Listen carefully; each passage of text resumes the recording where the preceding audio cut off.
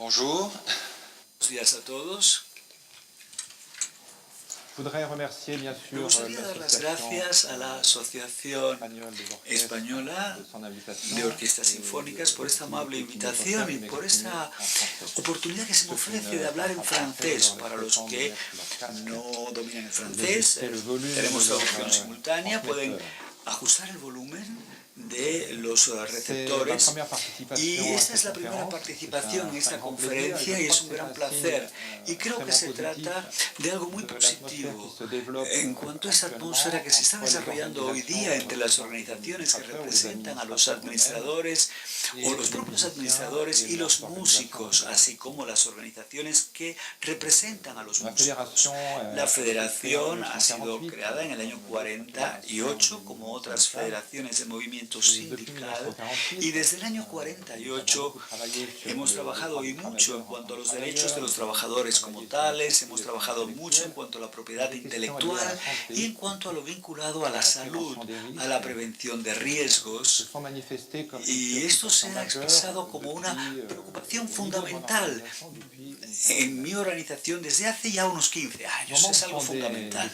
Nuestros miembros son sindicatos de músicos, asociaciones profesionales en unos 60 países, toda Europa está representada, pero tenemos miembros también de América del Norte, de América Latina, de África y de Asia también. Y por supuesto, nosotros no solo representamos a las orquestas sinfónicas, sino que las orquestas sinfónicas desde el origen de nuestra Federación Internacional de Músicos han sido quienes han contribuido y mucho a nuestras políticas y a nuestras actividades. Lo que, en base a lo que se ha dicho desde el inicio de la conferencia y también en lo que ha dicho John Summers, el orador que me ha precedido, creo que la noción de comunicación, esa noción de comunicación es algo fundamental para la actividad de nuestras orquestas, y no solo la comunicación externa con redes sociales que hemos hablado ayer, sino la comunicación interna en el seno de la orquesta. Y mi presencia aquí una vez más toma este sentido pleno en el marco de esta interacción que los músicos tenemos o no con las administraciones que se encargan de las orquestas en que trabajan estos músicos. Nosotros hemos empezado a tratar los problemas de seguridad y condiciones de trabajo. Desde hace 15 años hemos organizado conferencias para las orquestas sinfónicas. Ya en el 2008 empezamos esto, y a partir del 2008 en Berlín, con la primera conferencia, nuestra preocupación desde entonces ha sido el integrar en esta reflexión común que deseamos llevar a cabo en forma conjunta a los administradores de las orquestas. Desde el 2008, desde la primera conferencia en Berlín, hemos recibido las contribuciones de los administradores de las orquestas, porque nosotros pensamos que esta interacción no existía al nivel suficiente, que no estábamos implicados suficientemente, y nosotros hemos querido, digamos, ser quienes diéramos el primer paso para que viniesen a decirnos y participaran en esta reflexión conjunta. Y esto se está llevando a la práctica hoy día, y esto es lo que vemos en una versión más específica por parte de los administradores, y nos sentimos muy felices de esto. Lo que quiero expresar, probablemente, ya ha sido dicho, ya ha sido expresado o se volverá a expresar durante toda la mañana, pero me gustaría insistir sobre algo, y quiero insistir en cuanto a esta necesidad de comunicar, de hablar entre nosotros. John lo ha dicho, John ya lo ha expresado, y creo que es una constatación que todos hemos realizado. Problemas que pueden plantearse, y no solamente en cuanto a seguridad del trabajo y higiene o salud del trabajo, sino también en cuanto a desarrollo de orquesta, carrera del músico, preservar el futuro. Puede, por lo tanto, todo ello beneficiarse de un buen diálogo con los músicos. Y para volver al tema de salud, seguridad y bienestar en el seno de la orquesta, me gustaría constatar como primer elemento que ahora creo tenemos un consenso en cuanto a la necesidad necesidad de que estos temas de salud y seguridad sean el núcleo, la primera preocupación de la orquesta. Está claro, en la primera intervención de John ya se ha dicho, tiene que ser nuestra primera preocupación y debo insistir sobre ello. Este consenso no es más que un punto de partida. Luego, por supuesto, esto tendrá que traducirse en una evaluación de los riesgos que plantea el entorno en el cual trabajan los músicos. Y es necesario también tomar en consideración no solo el entorno general, sino también el carácter específico de algunos instrumentos, porque el riesgo fisiológico al cual está expuesto el músico está muy, digamos, vinculado a la práctica del instrumento, y los riesgos se conocen bien. He citado algunos que son los más evidentes, como la exposición a una presión acústica excesiva. Los picos de intensidad sonora pueden causar pérdida de capacidad auditiva.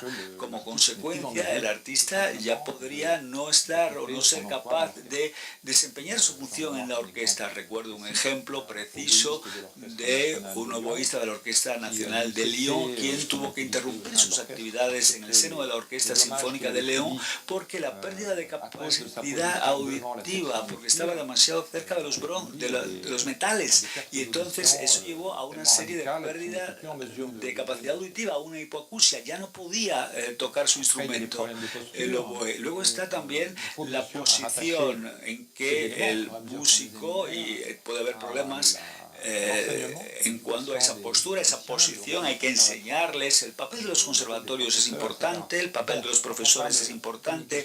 Cuando hablamos de comunicación entre nosotros, creo que es una cadena de comunicación que será necesario matizar, que habrá que desarrollar, porque esto va desde el profesor a la familia y al público también.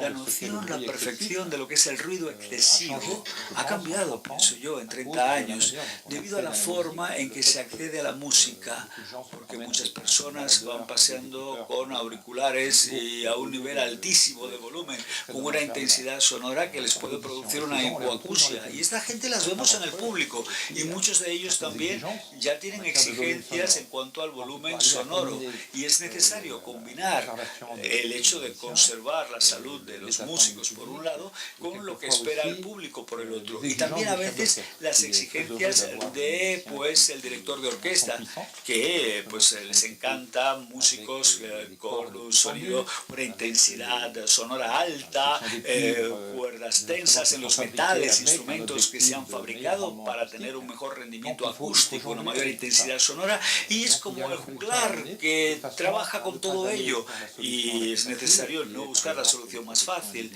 que sería la protección individual solo de cada músico, sino hay que buscar una evolución de ese entorno de trabajo y un esfuerzo conjunto. Tenemos paneles acústicos, se puede gestionar, distribuir en el escenario la posición de los músicos, adaptar el repertorio a las calidades acústicas de la sala, las condiciones acústicas de la sala, pero todo esto requiere el hablar, el evaluar cuáles son las formas más adecuadas de hacer que el riesgo disminuya sin limitarnos a soluciones demasiado fáciles, como podría ser la protección individual, que también puede ser muy útil, debo decirlo.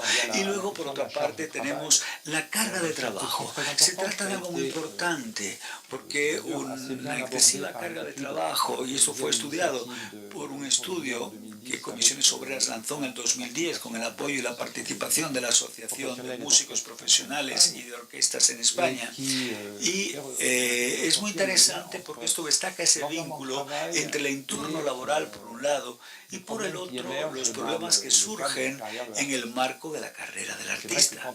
Es cierto, cuando leemos este estudio, resulta muy interesante porque constatamos datos estadísticos sobre el nivel de problemas incluso musculoesqueléticos que pueden aparecer.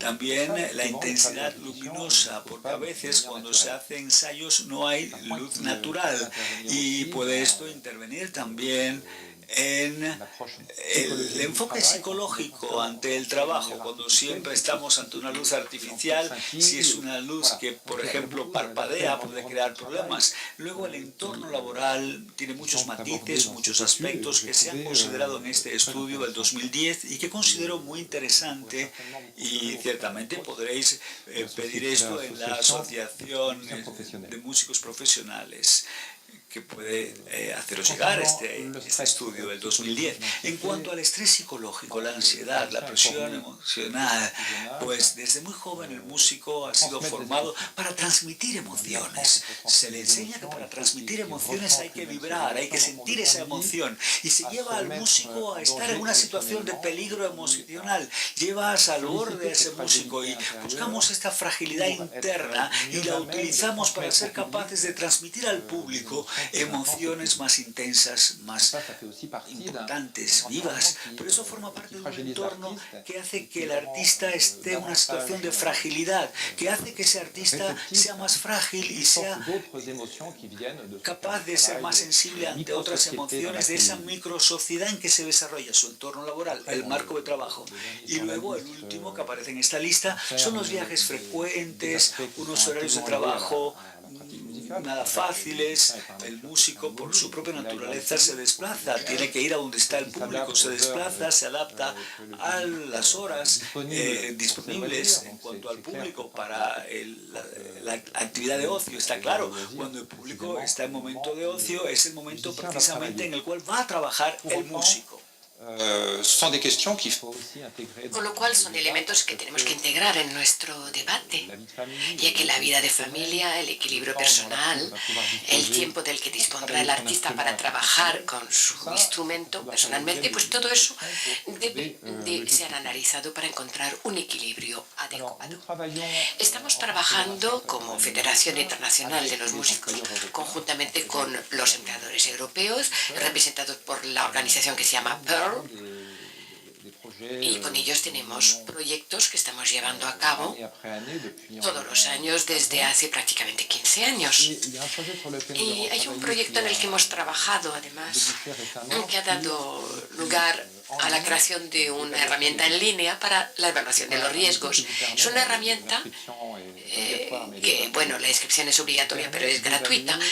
Una herramienta que les permite evaluar la manera en que estamos tratando el problema de riesgo dentro de una organización. Es un cuestionario, es interactivo, se puede incluir incluso comentarios personales y aquello les permite saber exactamente cuál es la situación que tienen ustedes en cuanto a prevención de riesgos. Ese es un resultado concreto del trabajo llevado a cabo conjuntamente por los sindicatos europeos representados por mi federación y los empleadores, digamos, de los espectáculos en directo.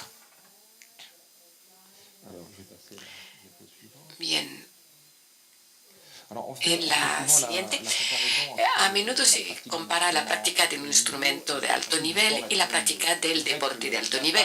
Pues es verdad que el impacto sobre el cuerpo humano, la presión fisiológica en algunas partes del cuerpo, como por ejemplo el piano, que no es el mejor ejemplo, ya que estamos hablando de orquestas, pero un pianista, bueno, pues sin tener en cuenta el movimiento de la muñeca y del brazo en la mano, en un segundo puede tener como 600 acciones diferentes que se producen en su propia mano. Es el ejemplo del piano porque tenía esas cifras en mente.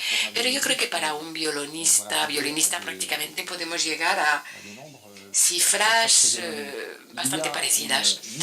Existe una hipersolicitación de algunas partes del cuerpo. Ya me dirán que para el tuba no es exactamente lo mismo, pero hay una especificidad relacionada con los instrumentos y en ese sentido hay una analogía entre la hipersolicitación para los músicos y el deporte de alto nivel, porque son todos víctimas de aquellas presiones.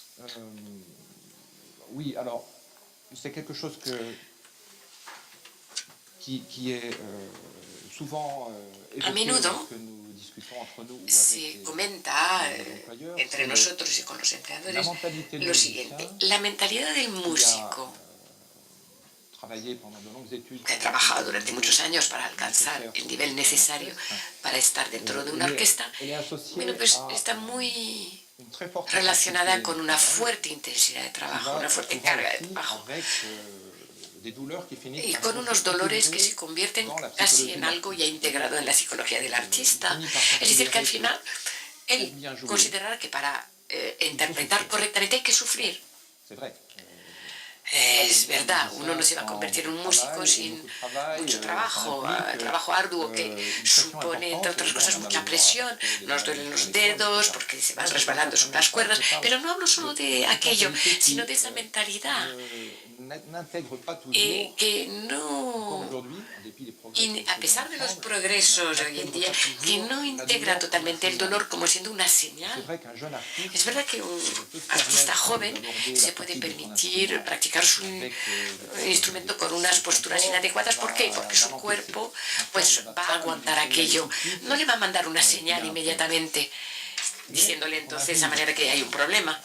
Pero con más edad, digamos, con una acumulación de todo un trabajo normal como músico y también con la acumulación de esos trastornos en cuanto a la manera de trabajar, pues a la larga pues pasa factura y muchas veces será incluso demasiado tarde para corregir los problemas que van surgiendo. Por supuesto, hay que intentar anticiparse a ello en ya la parte de educación, pero como John lo ha dicho, en los años más difíciles, que son los primeros años para llegar a adaptarse al régimen de una orquesta, durante aquellos años habría que intentar conseguir hacer una especie de balance regularmente, lo cual será especialmente útil cuando uno se va acercando al final de su carrera profesional. Estuve hablando hace un momento con nuestra moderadora, que representa la Orquesta de Granada. En España muchas orquestas surgieron en los años 80 y entonces han seleccionado a muchos músicos en esos momentos y tenemos toda una población de músicos que van envejeciendo al mismo tiempo. O sea que no hay una pirámide de edad muy equilibrada, con lo cual actualmente nos enfrentamos a problemas relacionados con la edad y no sabemos muy bien cómo tratarlos. ¿Podemos reducir la carga de trabajo, acaso? Para los músicos más mayores es un poco difícil. ¿O podemos evolucionar, digamos, llegar a una jubilación con una disminución progresiva de la actividad para aquellos que se sienten más frágiles debido a una larga carrera y que lo serán cada vez más, considerando nuestros niveles de protección social, que son algo limitados? Bueno, pues son todos temas que hay que considerar, porque el envejecimiento en una orquesta puede ser un problema. Hay varios elementos que nos permiten abordar ese mismo problema. Pero la idea de un balance otra vez es fundamental. Es lo que John ha mencionado previamente. Un balance equilibrado que permita crear un entorno de confianza para los músicos, que pueda ver cómo evoluciona él personalmente, para que no se encuentre de buenas a primeras en la obligación de resolver un problema que será muy difícil de resolver. Entonces, la anticipación es un elemento clave en ese sentido. Había previsto algunas analogías con el entorno del deporte de alto nivel, de atletas. Bueno, no es una analogía perfecta, hay diferencias, lógicamente, pero hay puntos interesantes en común. Bueno, pues pueden ver ustedes el contenido de esta diapositiva. Y en pocas palabras, ¿qué podemos decir en cuanto a los puntos principales? La exposición al ruido, a la presión acústica, por supuesto, tiene diferentes elementos. Y yo creo que deberíamos de poder, como directores, contar con su participación en ese tipo de reflexión de una manera quizá contractual. Podríamos pedirles que asuman algún tipo de responsabilidad la manière de traiter le répertoire. En cuanto a la manera de abordar el repertorio de una orquesta, es verdad que el director puede querer tener un efecto brillante de saturación sonora, pero para un músico no pasa lo mismo como en cualquier otra profesión industrial. La exposición al ruido es una exposición más bien continua, mientras que el verdadero peligro para los músicos son los picos sonoros. Aunque sea durante un periodo muy corto, si nosotros sufrimos un pico acústico, puede bastar con destruir la capacidad auditiva del músico. Yo creo que el papel del director es fundamental. Deberíamos de confiarle ese tipo de responsabilidad y prever en su contrato incluso que esté muy atento a la situación de sus músicos sin renunciar a la dinámica sonora que necesita para la interpretación de una obra, pero que no obstante siga de muy cerca la presencia o no de algún tipo de traumatismo para esos músicos. Ahora, en cuanto a los trastornos musculoesqueléticos, la postura es fundamental. Ayer por la mañana hubo una rueda de prensa aquí y mencioné algún ejemplo. La orquesta de Niza ha viajado, como lo hacen todas las orquestas, y para desplazarse, por supuesto, lo más sencillo es utilizar, digamos, unas sillas que se pueden doblar. Es una herramienta mala, no es nada confortable, no llegamos a estar en la altura adecuada, etcétera. La espalda no está muy sujeta, con lo cual eso puede crear muchos trastornos musculoesqueléticos. ¿Y qué ha pasado? Pues hubo un incidente. La silla se dobló con un músico que le tocaba el clarinete y le ha seccionado la extremidad de un dedo.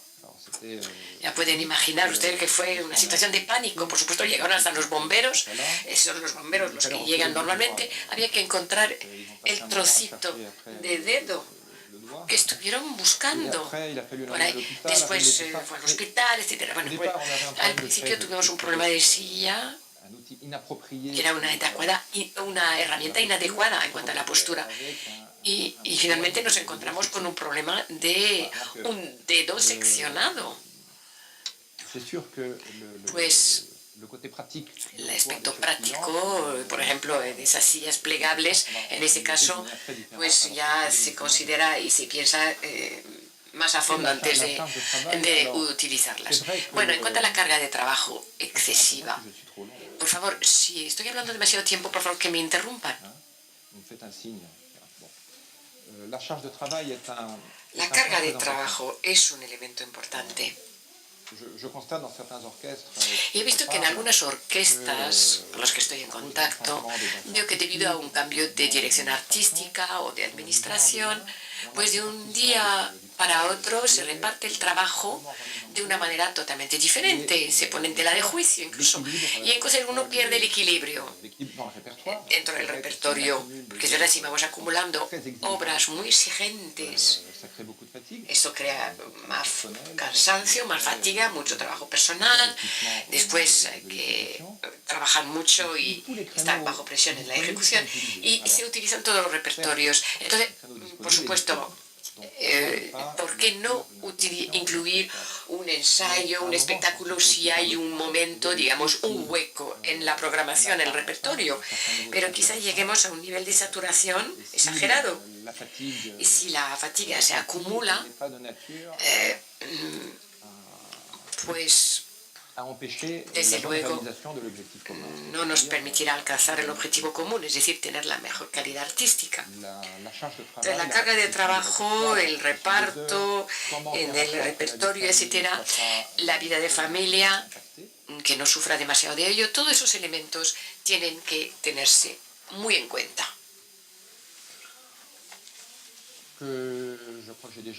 Bueno, yo creo que he tratado ya esos diferentes puntos y como conclusión creo que debemos de seguir nuestra actuación, lo que hemos empezado a hacer, es decir, hablar entre nosotros con mayor frecuencia. A nivel de orquestas, digamos, buen diálogo entre nuestras organizaciones a nivel nacional y también seguir ese mismo diálogo, lo que estamos haciendo hoy a nivel internacional, intercambiar experiencias, evaluar los problemas, etc.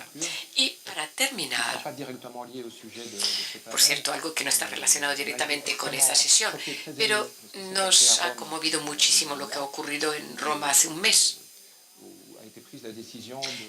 cuando se tomó la decisión de terminar con el contrato de todos los músicos de la orquesta y del coro. Y yo creo que eso muestra una falta de comunicación y de anticipación, porque los músicos no sabían para nada en qué situación se encontraba la situación presupuestaria de la orquesta, lo cual tiene algo que ver, ¿verdad?, con la comunicación.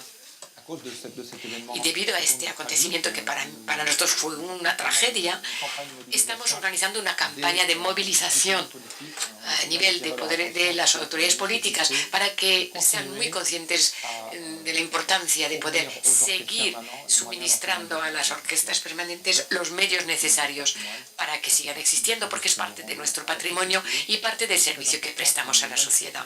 Debemos de expresar nuestra preocupación. Bien, si quieren ustedes asociarse a esa iniciativa, lo pueden hacer directamente estando en contacto conmigo o con la Asociación Profesional de las Orquestas Españolas. Muchas gracias.